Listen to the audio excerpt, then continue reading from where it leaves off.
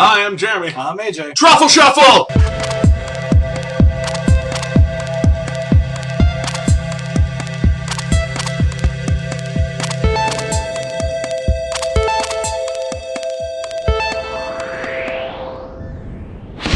All right. Now, first story of today. Back to the West Nile virus plague that's going through Texas right now. Plague. Okay, it's not really a plague, yeah. It's awful, though. It's awful. There's been a lot of deaths and sickness going around. Apparently like 8 in our area? Yeah, something like that. It's crazy. Either way, people are kind of freaking out and going a little overboard, to the point where they are calling 911 every time they get a mosquito bite. Now, I get mosquito bites while researching this show, and I don't freak out, and people are just going way nuts. The officials have come out and said, please do not clog up the 911 line with calls for mosquito bites. Really, you don't get West Nile virus just from that.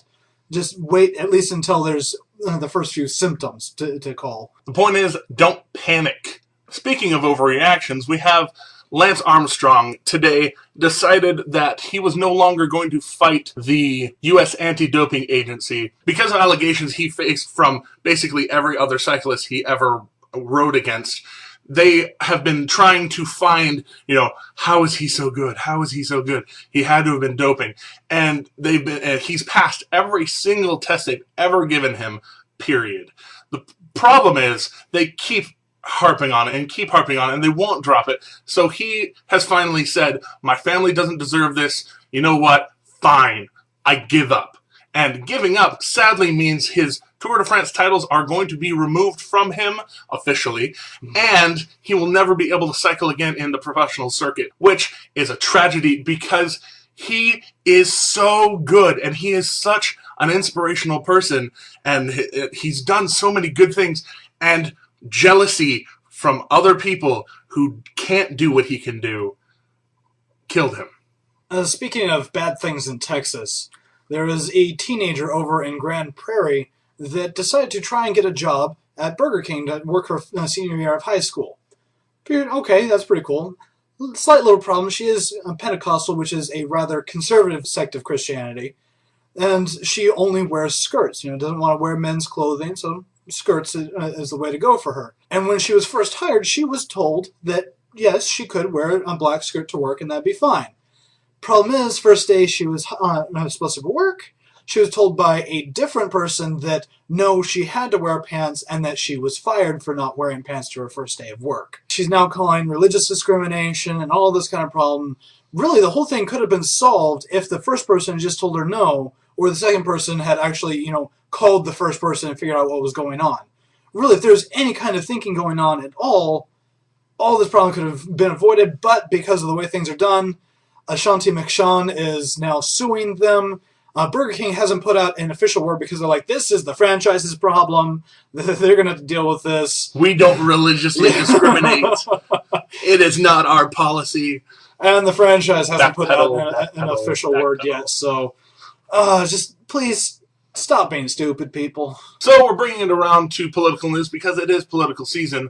Apparently, a company by the name of Status People has come out with a web tool called Fake Follower Check that goes on to Twitter and checks to see how many of your or whoever's followers are false accounts based on certain amounts of information. Apparently, allegedly, according to this web tool, Obama, our dear president, has approximately 70% of his followers that are fake. Fakey McFakerson fake accounts that just follow everyone and aren't actually people. So, to that I say, good job, Mr. President. Good job. Well done. All right, further political news, this time on the other side of things with the GOP, with their conference coming up next week. Besides choosing Romney as their official candidate, because, that's going to happen, there's no question there, they also actually put forward their official policy for that season, part of which is going to include internet freedom this time around, most likely. This is awesome. This is really cool. This is a step forward for the Tea Party, something a little bit more major, to be able to get their ideas into a major party's ideals. And the fact that it's internet freedom. This needs to happen. And we need to get this into Congress, into a presidency, something. because otherwise governments start taking over and you start getting control of information. That's never good. It's things like the UN trying to pass all these internet regulations and taxes on the world and things that could really destroy not just, American economy, but the world economy and the world share of information. It's scary, and I'm really glad that, the party that we support a little bit more than any other is actually stepping up and saying, we're fighting for this. And to bring it around to the happy end of the week, end of the day, Ty Warner. If you don't remember that name, it's because he really was hiding behind his Beanie Babies that he sold to everyone and made billions and billions and billions of dollars because, well, that's how much people liked Beanie Babies. Still like Beanie Babies, some of them. Have a few around, I think. So there was a woman standing on the side of the street in Santa Barbara, California, holding up a sign saying she needed $20,000 for a procedure to help save her life, one that particularly wasn't even allowed in the United States. And he was driving along. He was lost. He driving and just couldn't figure out where he needed to go. He's a billionaire, and he didn't have an iPhone app to guide him. Either that or it wasn't working. That's legit. And so he pulled over and asked her for directions. Figured out what the whole situation was with her and just gave her $50 at first. And she's like, okay, yeah, fine, whatever, cool. Showed him where to go. Pops back about an hour later and says, your troubles are over. I've researched your whole thing. I want to help. I'm going to be helping. I'm Ty Warner from Beanie Babies and stuff. She said she recognized him and was like, wow, I'm going to write you with a $20,000 check as soon as I get back to the office. He did it. Check went through. She's getting the procedure done. Awesome. So, just so you know, those Beanie Babies you bought just saved a woman's life. High five. Go America. Go everything. Like capitalism, the whole works. Everything we're all about is that. Where you get and then you give because people need it. Even further, he's decided he wants to make this procedure thing, the fact that it's not allowed in the United States for stupid reasons, more known so that it can be pushed forward. So he didn't just help this one person. He's potentially helped a bunch of people. Huzzah. Thank you so much for watching Extraordinary Times. This is what we're all about. The good, what's really important in the world. And, like and favorite. And I get those backwards all the time. But that subscribe button's up there. So, you could hit that if you want. Share us with your friends. Stuff and things and places. I'm Jeremy. I'm AJ. And these are Extraordinary Times. Be aware.